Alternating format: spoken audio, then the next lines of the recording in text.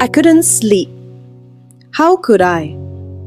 The cold and lonely air oozing around the apartment I supposedly shared with the man who I thought loved me unconditionally was as empty as my soul. I wandered the halls of our once beautiful home, now nothing but a mere mirage, until I found myself sitting in our used to be love garden, tears rolling down my cheeks. At what point did I not notice that things had become this bad? How did our beautiful September love story slowly fade into a distant memory? With teary eyes, I gaze at the starless skies, flashing my life like an open book. I moved to Lagos on the 11th of September 2020, just after the COVID lockdown was lifted, carrying nothing but high hopes and a silent wish to start over. I was determined to leave behind the emotional baggage I had carried in my heart for far too long. Just weeks earlier, I had ended a 5-year relationship with Reginald, a man I later discovered had been married the entire time we were together. The most devastating part? I found out on the very day of our introduction. So, when my best friend invited me to move into a newly purchased apartment in Lekki, I saw it as a sign, a lifeline, a chance to escape, to heal, and to begin again. And without hesitation, I took it. The apartment in Lekki was beautiful, modern, and full of light. But even with all that, I still felt lost. Amaka, my best friend, tried her best to cheer me up with girls' nights, long talks, and taking me on a tour around the city. But at night, when everything was quiet, the memories always came back. On the evening of September 25th, Amaka and I were unpacking the last of my boxes when I found an old photo of Reginald tucked inside a journal. I stared at it, emotionless. No more tears, I said to myself, as I tossed it into the bin without a second thought. Amaka watched me, grinning from ear to ear like a proud mother. Later that night, she dragged me to a rooftop hangout in Victoria Island. I didn't want to go. I wasn't in the mood for crowds, music, or the forced laughter. I didn't feel ready to be seen, especially not when I barely recognized the person in the mirror. But Amaka wouldn't take no for an answer. She said I needed air, people, life. And maybe she was right. The rooftop was buzzing. Soft lights hung above us. Music played in the background. And people were chatting and laughing over drinks. From up there, Lagos felt big and alive, like a whole different world. That's when I met him. Standing alone by the bar, sipping something dark, eyes scanning the crowd, not in a searching way, just observing. He didn't move like someone trying to be noticed, but somehow he was impossible to miss. He looked nothing like trouble, tall, calm, with the kind of smile that didn't beg for attention. As if he could sense someone watching, he looked straight in a matter of seconds, and our eyes locked. He smiled, and I saw a small laugh play on his lips. For some weird reason, I was thrown off balance by his presence and turned my back, trying to take an exit when I felt a hand gently grab mine. Leaving so soon? I thought we had a connection there. His voice was soft and gentle.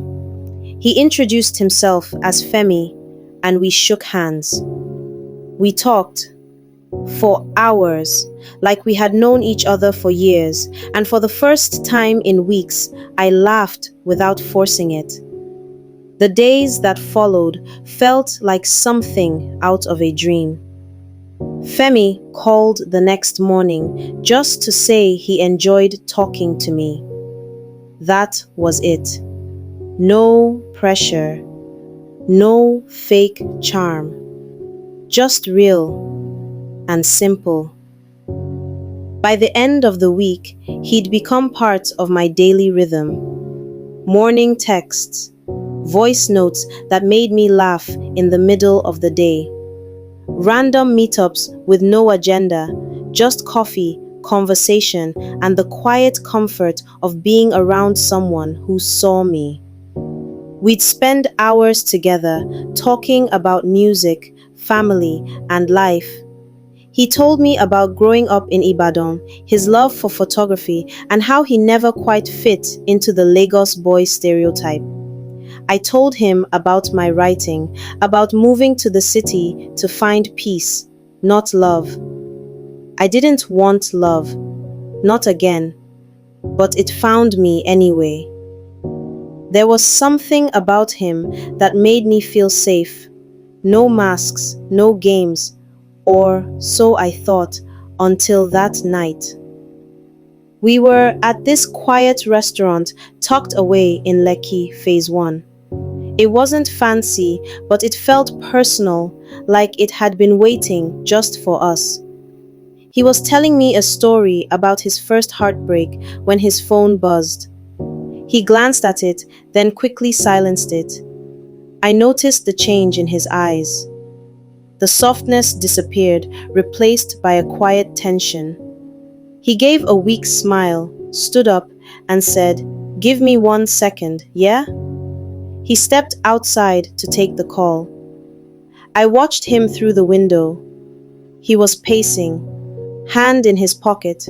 His lips moved quickly but carefully, like he was choosing his words.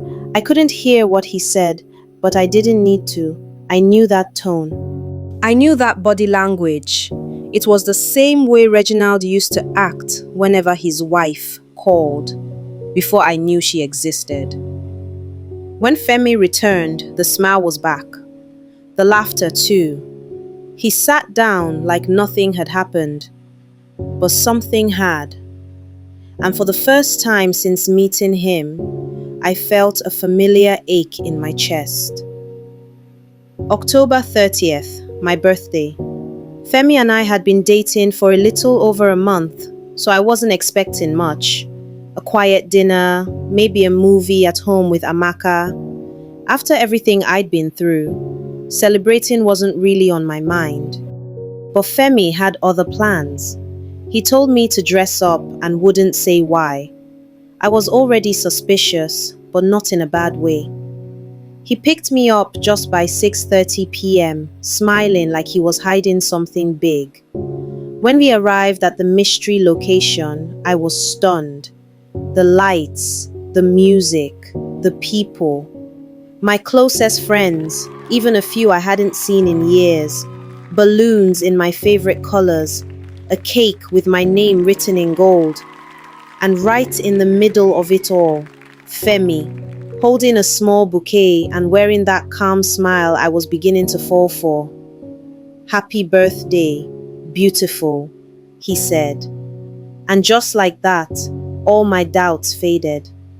He gave a short toast, saying how glad he was to know me, how meeting me had changed something in him.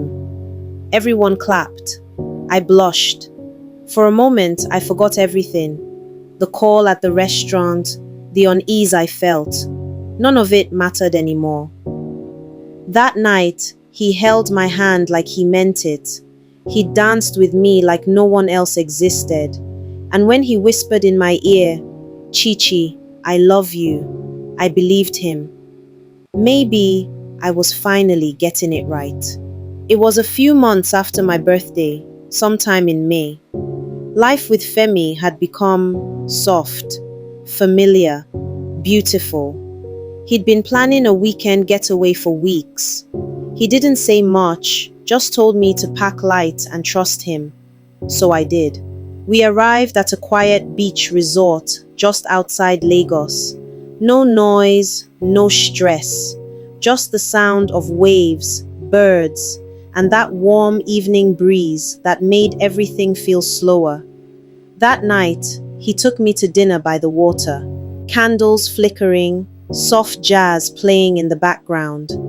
I was halfway through laughing at one of his old photography stories when suddenly he got quiet.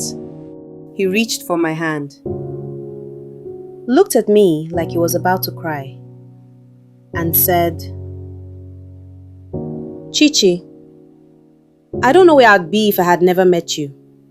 You've given me peace, purpose, and the kind of love I never thought I deserved. Will you marry me?" I froze. For a moment, all I could hear was my heartbeat and the waves crashing behind us. I'd been here before, almost, with Reginald, with lies, with disappointment. But this felt different. Femi was looking at me like I was his whole world. And for the first time in a long time, I didn't feel scared. "Yes," I whispered, with a large smile playing on my lips. He pulled me into a hug so tight I forgot how to breathe. We picked a date that meant everything to both of us. September 25th, the day we met. Now, the day we would say "I do." Everything was finally falling into place, and I was happy. The first 2 years were golden, not perfect, but close enough to make me believe in magic again. We explored places I had only seen in dreams: Zanzibar, Obudu, Ghana. We held hands on mountain trails, danced barefoot on hotel balconies, and made promises under foreign stars. Femi used to say the world felt bigger with me beside him, and I believed him. He nurtured my writing like it was his dream. There were nights I'd stay up past 2 a.m. editing a manuscript, and he'd stay with me, half asleep on the couch, just to be close. He read every draft, suggested endings, named characters. He even helped pick the title of my first published article. And when it finally went live, he cried harder than I did. He said, "I always knew you'd do it." And I poured into his world too. Photography gigs, gallery showings, brand campaigns. He was always on the move, camera in hand, chasing light. Even when he disappeared for days on end for shoots, I trusted him.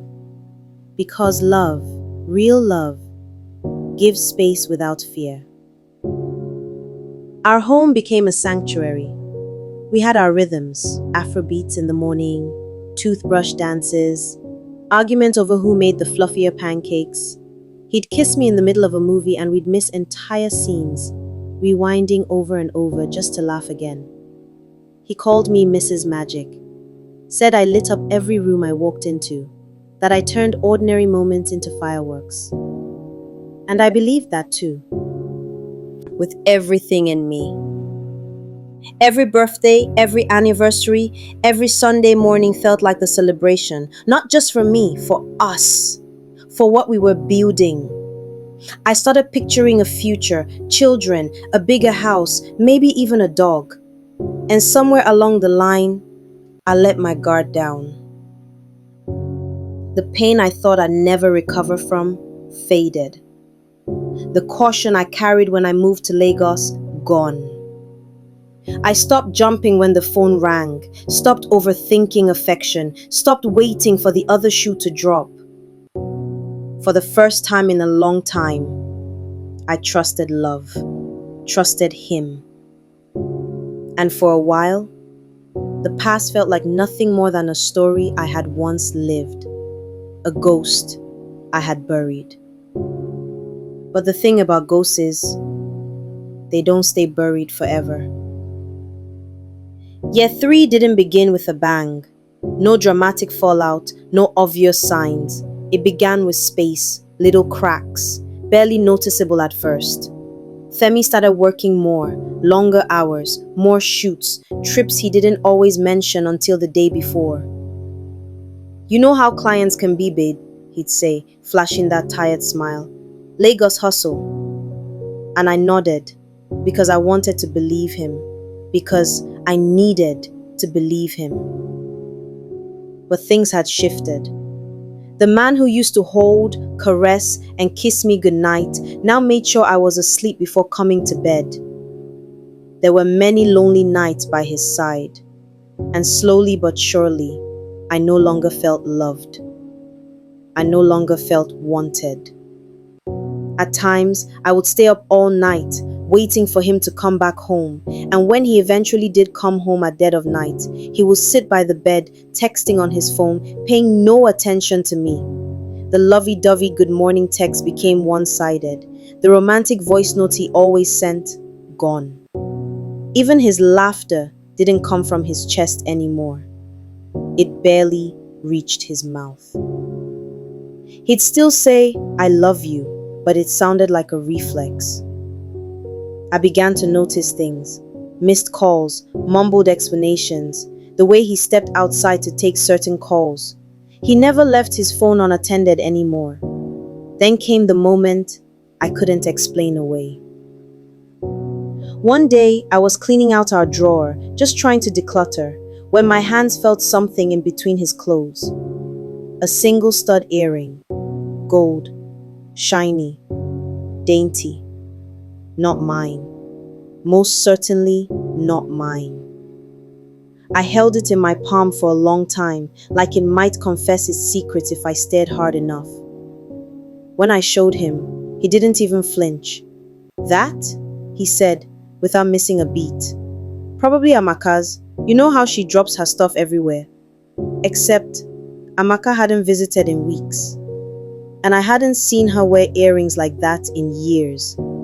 Still, I said nothing. Because sometimes silence feels safer than suspicion. Because deep down, I didn't want to know. I didn't want to ask a question I wasn't ready to hear the answer to. But the truth never stays hidden for long. The universe has a funny way of shining a light on the things we try hardest to keep in the dark. One day, Amaka came to visit when Femi had gone on a business trip. We hadn't seen each other in a while, so we had a lot of catching up to do. We were together in the kitchen making lunch when I casually asked Amaka if she had forgotten an earring at my place. She looked at me with a concerned look on her face. "Babe, I know what you're thinking. You need to relax, okay? Femi would never cheat on you." She asked to see the earrings, and when she did, she let out a loud laugh, explaining that the earrings were a gift from this new guy she had just started seeing. I didn't dwell on it after that. She'd reassured me and everything was fine. But something in my heart told me I wasn't being paranoid. After weeks of silence and suspicion, something in me snapped, but not loud enough for anyone to hear. It was the quiet kind of break, the one that happens when your soul gets tired of asking questions and starts looking for answers. I stopped hoping he'd come home early, stopped watching the clock, stopped pretending his silence didn't sting. Femi had become a stranger with a familiar face. He guarded his phone like it held state secrets. Quick excuses, forced laughter, nights beside me that felt like an obligation, not love. So I did the one thing I promised I'd never do again. I followed him. No confrontation, no warning, just silence and patience. One Thursday evening, he left the house with his usual excuse. Client shoots at Echo Hotel, won't be late. But instead of heading to Echo, he took a turn, past the island, over the bridge into Surulere, then into a quiet residential area. A boutique hotel tucked in between two empty buildings. I parked down the street, turned off my headlights, and waited. 30 minutes passed, then she arrived. A woman, young, pretty, well put together. She didn't look surprised to see him. She looked home. And she wasn't alone. She held the hand of a little boy, maybe 4 years old. Curly hair, bright eyes I knew too well. His eyes. I didn't blink. I didn't move. They walked in like they'd done it 100 times. That night, I didn't go home. I sat there, in my car, staring at a version of Femi I had never seen before. And in the morning they emerged again, like a family. The boy tugged on his shirt and said, "Daddy, wait." 2 words. That's all it took to make my entire world crack. I didn't cry, I didn't scream, I didn't call his name. I just sat there, silently, like glass slipping into water. But fate wasn't finished with me. I kept tailing his car until he turned off into a private estate in Lekki Phase 1. One I recognized too well. It was Amaka's. My best friend, my sister in every way, but blood. At first, I told myself it meant nothing. Maybe he was dropping something off. Maybe I was paranoid. I waited. And then I saw it. Her front door opened, and Femi stepped inside like he'd done it 1,000 times. I saw her, Amaka, in a silk robe, smiling, waiting. My stomach turned. The house I once healed in, the friend I cried to, the woman who wiped my tears when Reginald betrayed me, had been holding hands with the man I called my husband. The woman at the hotel had his child, but Amaka had his lies. She had his lies. His presence, his time, his trust. And me? I had nothing but my silence, my pain. While I was mourning heartbreaks, she was rehearsing betrayal. While I was healing in her home, she was building hers with mine. I wanted to scream, but my pain had no volume that day. Echoes of everything I thought was real came crashing down around me. The world didn't explode. There was no screaming, no dramatic fight, just a stillness like grief. I couldn't cry, couldn't breathe properly. I just existed in a body that no longer felt like mine. I needed answers, not guesses, not assumptions, facts. So I did what heartbreak teaches you to do best. I dug. Bank alerts, emails, ride receipts, deleted messages recovered from an old phone backup. And there it was. A pattern of meetings with the woman from the hotel, receipts for baby clothes, photos of him carrying a little boy, smiling like a proud father.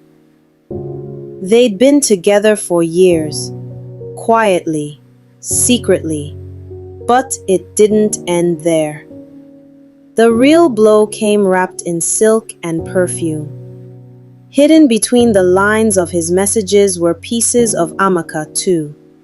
Late night texts, flirty emojis, screenshots of their hotel bookings labeled as client trips. She had been with him too.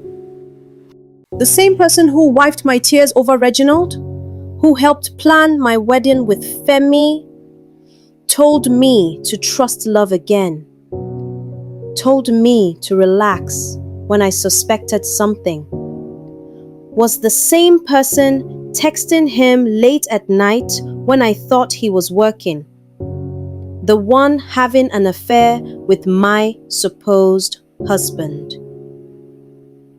She didn't just betray me.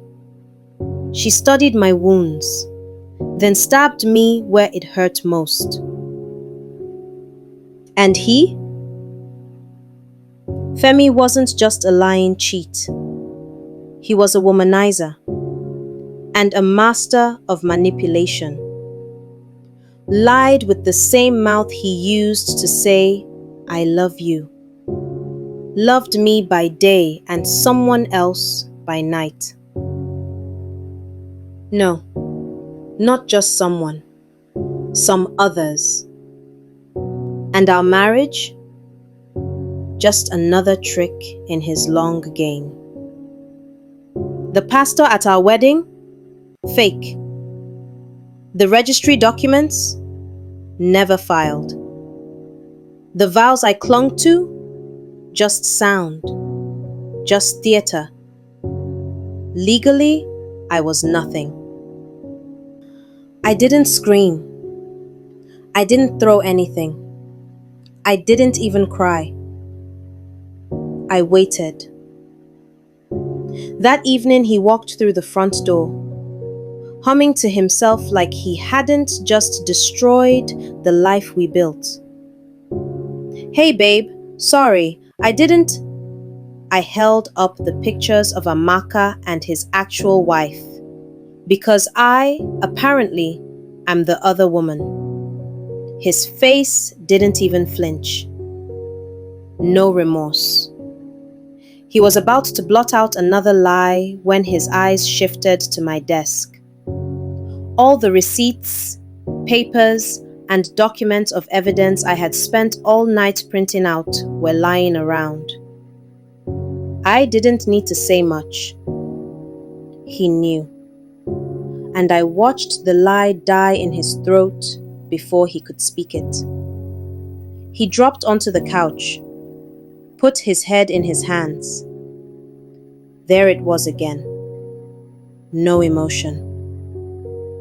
No single atom of the fear of losing someone. And for the first time since we met, I saw him in a different light. I saw him for who he actually was. He first gathered himself together before he opened his mouth to plead. His lips were moving, but his eyes were not. When he noticed I didn't blink or move, that's when he brought out his fake ugly cry card. I didn't mean to hurt you. I swear, Chi. It's an arranged marriage. I was going to tell you. Chichi, please don't leave me. You are the one, the only one that has ever made me feel alive. His voice cracked. He said he felt trapped in his other life. That Amaka just happened. That he never wanted to lose me. He called what we had real. But by then, I was numb to sweet words spoken by a narcissistic man with poisoned lips. I stood tall, looking at the man I once saw forever in, as he knelt right in front of me. And I said, softly, I was never your escape, Femi. I was your cover story. I didn't raise my voice. I didn't need to. He begged, swore he'd cut things off, said we could fix it. But I wasn't listening anymore.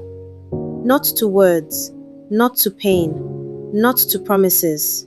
Because the thing about trust is, when it dies, love doesn't limp behind it. It vanishes, silently, like it was never there. By morning, I was gone. I left behind the ring and the house keys. I left behind the memories. But I took my dignity and my truth. A year later, my story hit the shelves. My September love story. It became a national bestseller. The book was raw and unfiltered. A story of betrayal, survival, and rebirth. I didn't change names. I didn't spare feelings, because the truth had already done its damage. The book soared. People cried. Women stood in long lines to say, this was my story too. I traveled across cities, standing on stages, telling my truth to women who had once lost themselves too. And at every reading, I ended with the same line. Some monsters don't hide in the dark. They tuck you in, kiss your forehead, and say they love you. They broke me, but I didn't stay broken. I turned the pain into power, the silence into sentences. the lies into legacy, and I made sure the world listened.